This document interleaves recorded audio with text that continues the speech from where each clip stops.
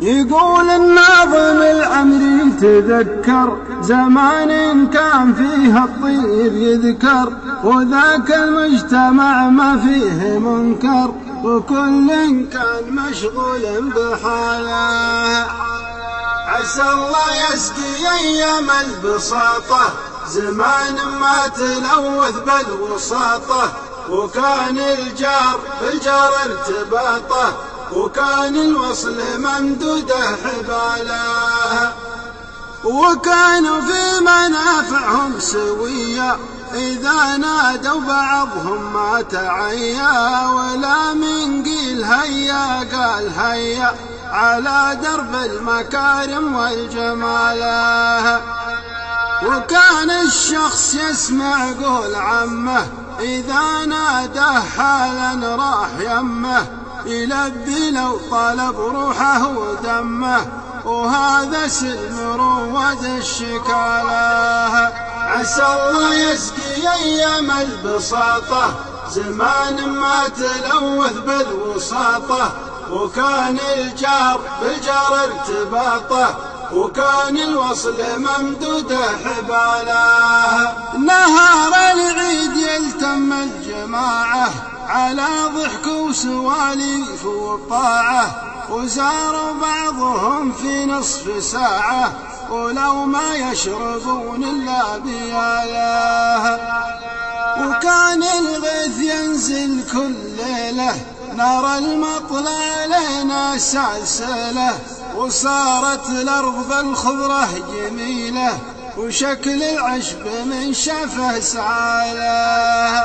عسى الله يسقي أيام البساطة زمان ما تلوث بالوساطة، وكان الجار بالجار ارتباطه، وكان الوصل ممدوده حباله. وهذه كانت أحوال القدامى إذا استسقوا طلوا بلا الغمامة، عليهم يا عرب مني سلامة عدد من يذكر الله بابتهاله.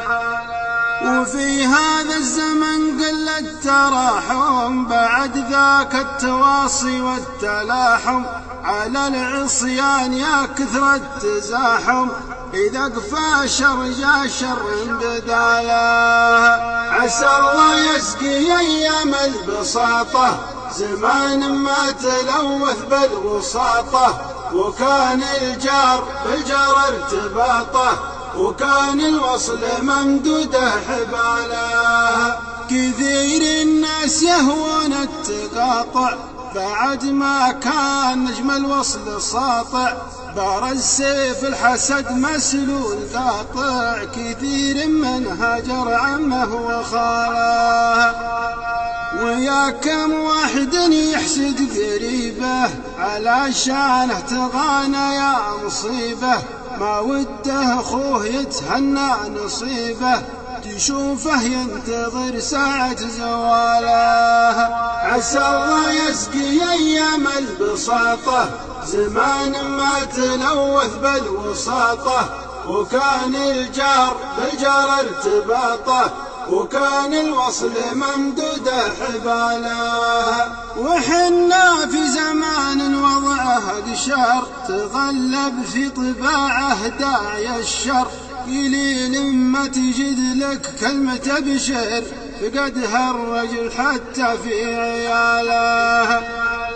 نصلي في السنة 20 مرة للاستسقاء ولا هلي قطرة، فلانا من معاصي مستمرة ترد الخير عنا بأي حاله. عسى الله يسقي أيام البساطة زمان ما تلوث بالوساطة، وكان الجار بالجار ارتباطه، وكان الوصل ممدوده حباله. ختاما يا رجاجل اسمحوا لي فأنا وضحت مما شفت حولي، وكان اخطيتكم ووضحوا لي فأنا شاعر قصيدة راس ماله. عسى الله يسقي أيام البساطة زمان ما تلوث بالوساطة، وكان الجار بالجار ارتباطه، وكان الوصل ممدود حباله.